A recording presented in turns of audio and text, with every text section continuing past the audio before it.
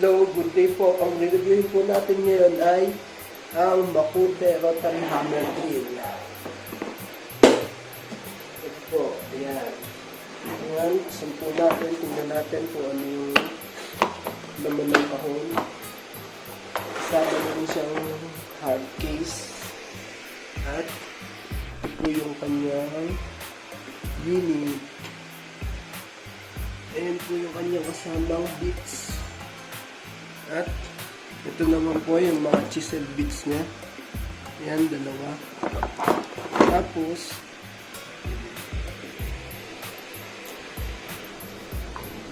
ito po yung kanyang main unit.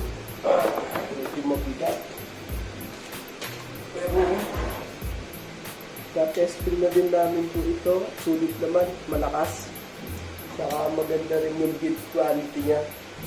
Tumitingin ako ng ibang rotary drill sa online. Wala akong makakitang affordable na nakikita kong high quality. Kung ikukumpara mo sa mga yung tatak ay Huyoma, JCK, mas gusto ko itong tatak na to, yung Makute.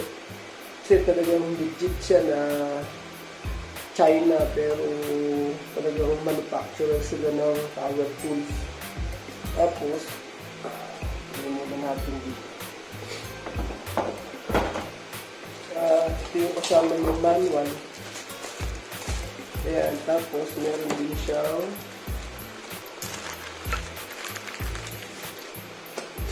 ito, yung wrench, pambaklas dito sa may rotary para pagka maglalagay ka ng grease. At may free din siyang carbon brush. Kung sakaling maupod yung carbon brush mo, hindi ka na bibili. Meron na siyang kasama.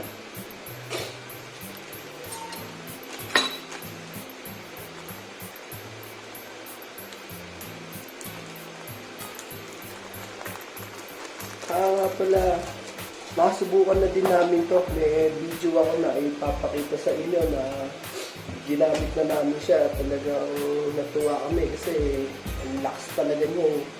Pag itinambutas mo at dinalahan mo lang siya ng mga 8mm, kayang-kaya niya talagang butasin. Tapos, sa chisel bits naman niya, ito yung mga free niya. Saka, yung ibang nakikita kong rotary drill mo, kasama nilang chisel bits, pagka ginamit mo, napupudpud. Pero ito, talagang solid, matigas. Ito yung flat chisel bits na isa.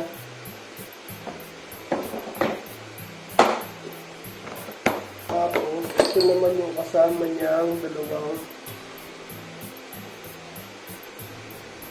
bits na isang 8mm kaya 10mm. Tapos may 12mm dito. Kaya lang, naiwala ko na nung ginamit namin. Kaya hindi ko malaman kung saan ko nailagay.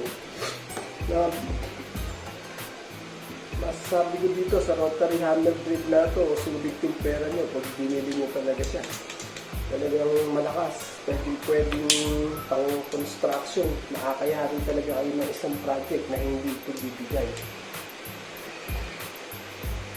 Kaya dito sponsor video, pero nire-recommend ko yung ganitong tatak, yung Makute. Tapos makikita nyo naman, talagang yung tatak niya naka-emboss dito sa finishing ng ano niya, kaya makikita mo talagang quality yung gawa.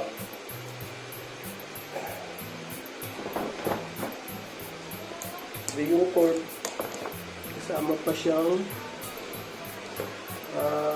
pang-strap na gano'n para nasinip yung cord niya. And nga pala yung gamit niyang bits, yung SDS Plus. Iba pa yung may tinatawag pang SDS Max. Yung SDS Max, yung mas malaki rito yun. Pero ito, SDS Plus lang yung tawag. Ito, marami nito sa City Hardware, Wilcon.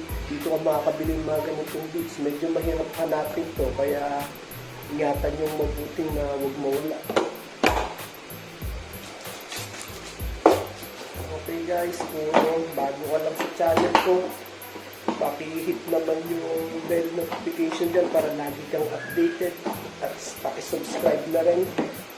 At salamat po.